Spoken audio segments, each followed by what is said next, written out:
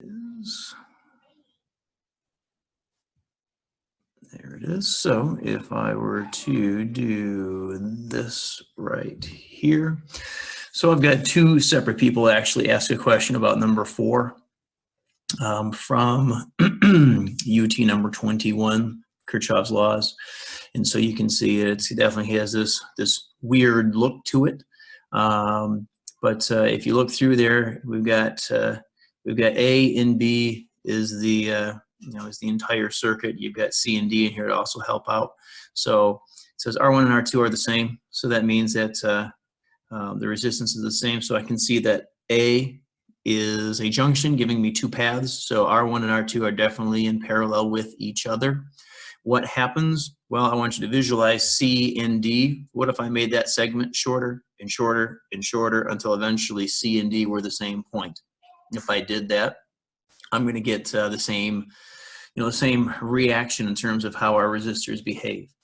R3 and R4, they come together at B, which means that R3 and 4, they are parallel with each other. I have to go through R1 or R2. They're in parallel, do one or the other. I have to go through R3 or R4 as a parallel group here. And I go through one, then I go through the next. So what I see is parallel system in series with each other. So I could do a redraw where I show these two in parallel and then they come together, a line going across, and then these two. So I recognize that's how this is going to behave. I look at R1 and R2. They're the same resistance, which means I'm going to get the same exact current. I1, I2, I'm going to get the same current. It doesn't matter how big R1 or R2 is going to be. Since they're the same, the current through each is going to be the same. I look up here, it says R3 is a little bit bigger. R4 is a little bit bigger than that, so R3 is the smaller of the two resistances. The fact that it is more resistant than over here is irrelevant. It'll affect the whole system, but it's not going to affect the current diverting down these two paths equally. So what's going to happen is I'm going to get more current down the R3 branch simply because it's less resistance than the R4 branch. So they have I1, I2, I3, I4, and I5 all thrown in here for you. I5 actually they have it correct. I'm going to have current going through I2, half of the total. Whatever current goes into A has to eventually come back together at B. So the current that's going through I2, some of that current is going to have to go up I5 so that we can get a little extra going down R3 than we do down R4. So I5 there is predicted accurately. Once I figure out what I1, I2, I3, I4, once I figure out what all those have to be using a redrawn idea, I can figure out then what I5 has to be because it's sum of I2 flowing up into I3. So like I said, I had two different people ask questions about that one. So figured to kill some of our time here, we could look at that one. So that's is how you would start something like that. Okay, so sample 3. So in one of our Zoom meetings last week, someone had a question about this, and that would also be posted because it was a good discussion, so you can find that one as well. But the voltage, the terminal voltage of AB. So basically this whole thing is one big battery with a positive end at A and the negative end at B. The inner workings of our battery is an EMF, some source pushing it along. There is some resistance on the inside. And so usually what's going to happen is choice A. Choice A is typically going to be current goes from the negative to the positive, out the positive, and then around through whatever circuit you have, and then back. That's the way it usually works for us because you usually have one single battery pack. It might be 2 or 3 batteries combined together, but you get one battery pack pushing everything along. There's a little bit of resistance in there, so you don't get the full 10 volts, you get a little bit less. So A is what usually happens. So current going from B to A going in this direction, and if we do a loop rule style, we don't have a full loop here, but if we still kind of go that same style, if the current is going to the left, I'm going to go from B to A, and as I go through, I go from the low side of the battery to the high side of the battery. That's an increase in our voltage of 10. If the current is going to the left, that means going through a resistor is going to result in a loss of voltage. And so what I end up with is a minus I times R. I should have used a lowercase r here and not a uppercase, but my 0.2 and then our current of 2, I can multiply those together, get the voltage that this thing uses up. And that's what usually happens. My battery has a strength of 10, but I'm only getting 9.6 because of the internal resistance. The more current that goes through your battery, the more resistance you encounter. It's why you can't take a bunch of D cells, get yourself to 12 volts and go start a car battery, because those cells aren't designed to push that much current through, whereas your car battery can. That's why you can't do something like that. But anyway, looking at B, what happens if our current is going to the right? We can have current going to the right. All I need is a bigger EMF source aligned the other way somewhere in a circuit. I can drive charge through our battery. Our battery is a conductor. We can drive charge through it the wrong way. So if I go from A to B, so as we move this way, if current is going from left to right, and I go from A to B, so if you watch my cursor slowly move, we are going with the current because current is now going to the right. So that is once again going to be a loss, a drop, negative. As I get to right here, I'm at the high side of the EMF. I'm going to get to the low side of the EMF. That's also going to be a drop. So if I go from A to B, I get negative IR and I get negative 10. If instead I go from B to A, I'm going against the current.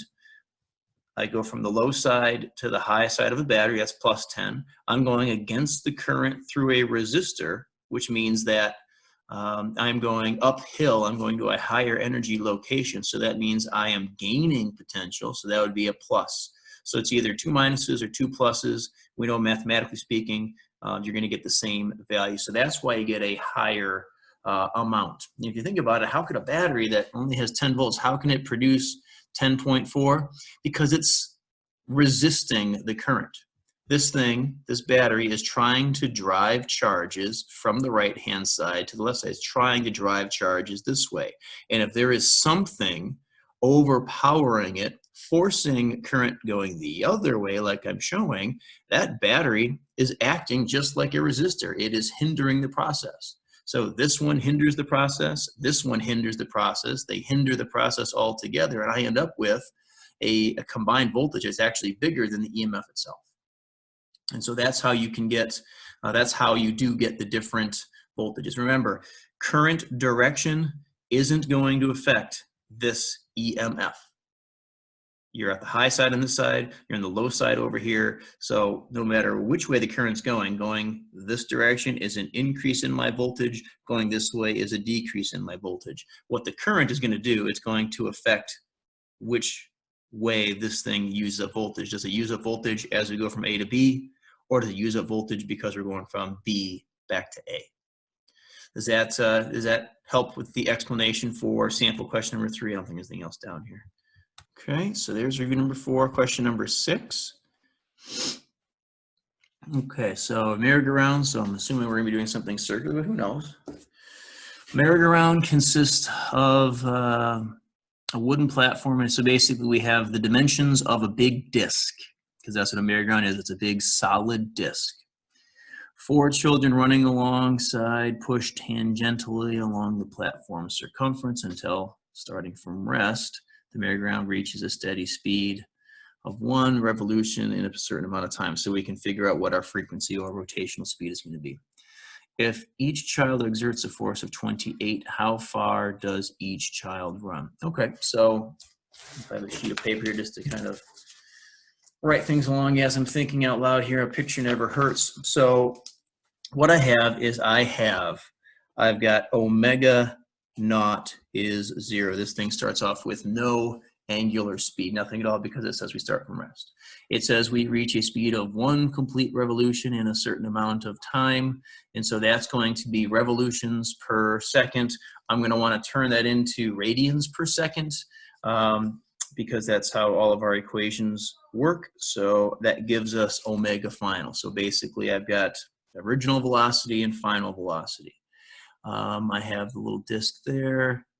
Okay, so we have each child, so everyone might have a different one. Mine has 4 kids, you might have 3 kids, 2 kids, whatever. So I take the amount of force from each child multiplied by that child. And so what I have is a total force acting, and this thing is going to cause rotation. So this force is going to produce a torque. So what I'm going to do is I'm going to go with R cross F. It says we are pushing tangentially to the path of the platform, which means that our cross product turns into just a product. So I have R, the radius, which is essentially given. I have the force. So that gives me my net torque. That equals I alpha. So I have R. I have the forces. I is going to be for a solid disk. That's going to be 1/2 mR squared. So I've got all of that. So I'm going to use net torque equation equals I times alpha to figure out alpha. Now I have omega naught, I have omega final, and I have my acceleration A. So what I might consider is just doing a forbidden equation. Final squared minus initial squared equals 2 times acceleration times displacement. And that's going to tell me, and if I do that, that's going to give me theta, how many rotations that the merry-go-round has made. And I know that each child is some radius r doing that many rotations, and so I can figure out the actual amount of distance traveled there. So again, to recap everything, I know the initial velocity, final velocity is easily to calculate. I'm going to use radians per second, so a little conversion there. I use my net torque equals I times alpha to figure out what alpha is. And then I can use the forbidden equation to find the angular displacement, and I can use an arc length to figure out what the linear displacement will be for each of, for the for any point along the outside of that disc, that cylinder, the merry-go-round, and that's where the kid is pushing, so that's how far the kid is going to actually move. That all makes sense? All sound good? So when you get the angle, would you have to divide by the number of kids, or is that common for all the kids? The way I'm reading this is if each child exerts a force of how far does each child run. It looks like to me like I'm trying to figure out what is the distance a single child ran, because that's how far each one ran. So you would have to divide by 4? So no, you shouldn't, because what you're going to figure out, the angular displacement, because you take the force applied by each kid, you multiply it by how many kids, and so there is your net torque listed as a single amount causing the rotation of our cylinder. And so what you are figuring out is theta. Theta is how many rotations the cylinder has made, which is going to be the number of rotations each child actually makes. And so no, don't divide it by 4. Once you figure out the angular displacement of the cylinder, that will be the number of radians through which an individual child ran. And so I'm going to use my arc length equation, and that's how far they ran. So don't divide that angle by 4, because they were all pushing together at the same time. Okay, review 3, question number 4 is, okay, so I need to double check, make sure this question in the past has been calculated incorrectly by the computer. So I will double check this one, but let's still set it up. So we've got a radius, we got a banked curve, we've got a mass given. It's not often that you see megagrams given as a unit, but it is what it is. So make sure you put that into kilograms when the time is right. Traveling uniform speed in kilometers per hour. We do a conversion for that. It can round the curve without relying on friction to keep it from slipping on the surface. At what angle is the curve banked? Okay, so what you're going to have is you are going to have a force diagram. That force diagram is going to have a downward force of gravity. It is going to have an angled normal force. And since this car is not sliding down the ramp. It's not sliding up the ramp. If I go too slow, I'm going to slide down a frictionless incline. If I go too fast, I go shooting off to the outside. And neither of those things are happening. So we have zero vertical up and down acceleration. The only acceleration I'm going to have is directly to, and according to this picture, directly to the left, giving me my centripetal acceleration. So what I'm going to do is I am going to take my normal force and show that as an XY component.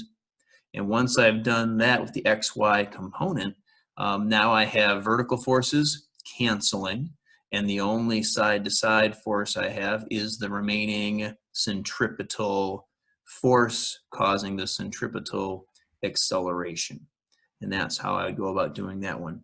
And I don't know if you can actually see this thing changing around or not. What I'm going to do is I had at least 2 people ask this question, and I don't know if I have it recorded anywhere. I probably do. But if I look through here, and there it is, question number 3. Can you see question number 3 on review number 2? Anyone can chime in and say yes or no. Yep. Yes, okay. So I had 2 or 3 people ask a question about this one. And so if you did review number 2, question number 3, it's effectively the same exact thing. I have a red, let's use my cursor, you can actually see what I'm pointing at. I have, in this case, I have this red mass accelerating to the left with this A. I don't have it sliding down. I don't have it sliding up. So using dimensions aligned with my ramp doesn't actually make sense because I'm not getting any acceleration in that direction. All my acceleration is horizontal X. So do X and Y. And that's because this ramp is accelerating to the left and the red block is staying exactly put. Go back. What do you have here? You have an acceleration straight to the left. While the car is not moving that way, like in the previous question, it's still an acceleration. We know acceleration is a rate of change. It's not actually motion. It's a rate of change. So this thing is accelerating to the left. There's a ramp. And so this is just like this question here. Here they give you the angle, and you have to figure out what the acceleration is. And for this one here, and for this one here, you are given all the stats to find acceleration and to find the angle. So if you did review number 2, question 3, and you've got your notes somewhere, it's actually the same type of question, just a different type of acceleration, but that's still caused by a net force, so no difference. So this is the Kirchhoff. Question number 2, find the power supplied to the 1.6 resistor at the bottom. Okay, so right here. So power equals your voltage times your current, V times I. And so what you, and since you have your resistance here, you can use V equals I times R in association with P equals V times I. You can put those equations together and you can figure out what your power is based on the resistance given and based on the current, which you will have to calculate. So treat this like any other loop rule type question that we've done with multiple batteries. We did the top loop, the bottom loop, the outside loop. Do it the same way. Find yourself I1, and once you do that, you're going to take V equals I times R. You're going to plug that in for V. And so now you get I times R times I. So I squared times R will give you the power of that particular little device right there. So basically do the same thing that you would have done for question number 1 and apply that to this one here. Find what I1 is, and then I1 squared times 1.6, in my picture 1.6, whatever yours happens to be. So you're using P equals V times I and V equals I times R, Ohm's law, those 2 equations together. So you get I squared times R. In a different type of question, you might have the voltage and the resistance. You can do the same thing, combine those equations, you get V squared divided by R. And so you can always do that. Yeah.